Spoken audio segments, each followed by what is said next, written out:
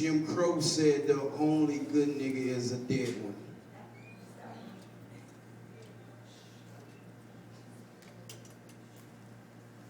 Let me share this funny story that happened with a worker of mine. I overheard him talking. He said this world would be a better place if there was never any black people. He said we was a single cause of crime. And if he was in charge of those slave ships, he would have left us behind. I said, oh really? I told him tomorrow when he comes to work, his whole work environment will seem as if there was never any black people. And since I was his manager, I told him I will assist you. He said, act as if there was never any black people? Shit. That couldn't be too hard for me to do. You see, I stayed after work for hours doing some adjusting. So the next morning when he got to work, he went to the lounge to get him some coffee, you know, as his morning starter. But I told him that he couldn't have any because those particular type of coffee beans was brought to us by George Washington Carver. I offered his punk ass some water. He said, I just as well as drink bleach to get me through. I said, well, technically you can't. You see, he invented that too. You see, he stormed back to his chemistry lab, hit the light switch, it did not come on, grabbed his cell phone, turned the light on that just to see what the problem was. I walked up behind him and said, 1882, Louis Latimer invented the removable light bulb. You see, at that moment, I reminded him. I said, good luck today trying to do your job. I hope you do nothing wrong and don't bother calling, as I took his cell because Henry Sampson invented the cell phone. And I said, if you truly need me, please take those 10 flights of stairs up. Well, I said that with all smiles. Because the invention known as the elevator was invented by Mr. A. Miles.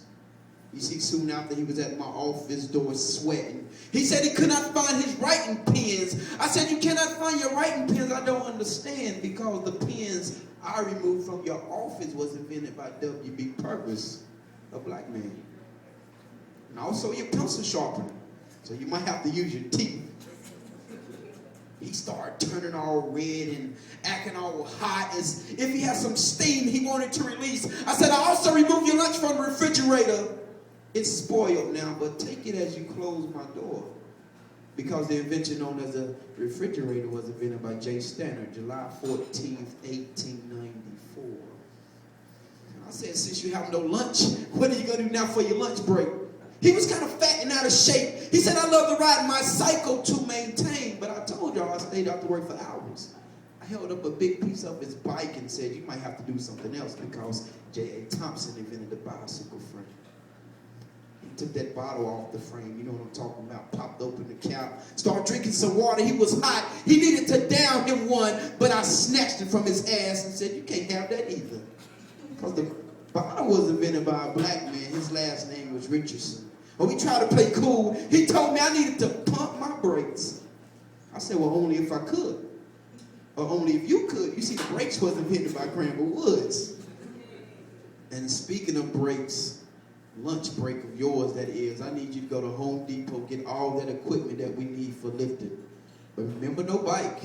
And oh, no car, because November 28, 1933, R.B. Spikes invented the transmission and shifting. You see, when he finally got back from Home Depot sweating, he came to find that his chemistry door was locked. I told him without safety goggles, he could not enter his shop. You know, the only thing he could say was, damn. He said, well, let me guess, those two was invented by a black man? I said, oh, yes, along with much more. From the commode you sit your lame ass down on to those hinges that's stopping you from opening that door. See, about an hour later, he was at my office sweating even more. This time, he said, it's been a spill in the shop, and he needed help cleaning right away. But I told him, good luck cleaning. You see, Stewart invented the mop, and the dustpan was invented by L.P. Ray. He said the heat in the office will cause a chemical explosion. It's so hot in there, there's something go wrong. But I had to take my coat off for this one. I said, mine works great. You see, the air conditioning unit was invented by Frederick M. Jones. I said, see, without black people, you truly have an issue. Like I told you before, you can't go to the bathroom without us because J.A. Thompson also invented toilet tissue.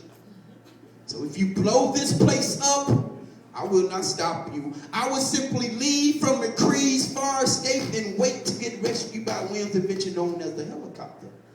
You see, I can tell his day wasn't going good. Maybe he felt a little misunderstood, but this whole day I vowed to make him pay. I even asked him what he's going to do once he got off work. He said he was taking his daughter to get some birth control pills, and he was going to get a checkup because today, all of a sudden, his chest was starting to hurt. I said, well, after you see the doctor, maybe the better you'll feel. But now you know. The stethoscope was invented in Egypt, and Dr. Julian led the way to birth control pills. You see, it ain't a day goes by that what you use or don't use wasn't invented by a black person. From the traffic light to the stove to the hairbrush, you use to brush your hair down your hairy ass back.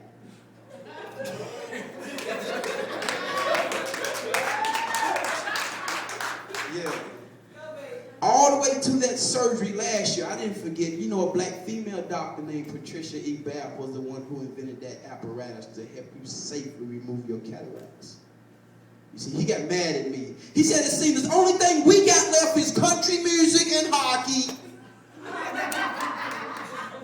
I said, well, I wouldn't take that shit that far.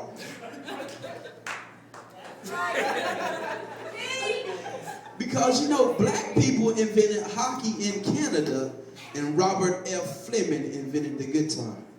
You see, I can go on and on, but the bottom line is we've done so much for this world, but you have no choice but to respect us. You can't forget us, and what you say does not affect us. You see, we need change like Barack. It's time for a new push. Your ass is like Bush. You don't think before you speak. Oh, yeah, we might not be treated equal. What the hell would your day be like if there was never any black people?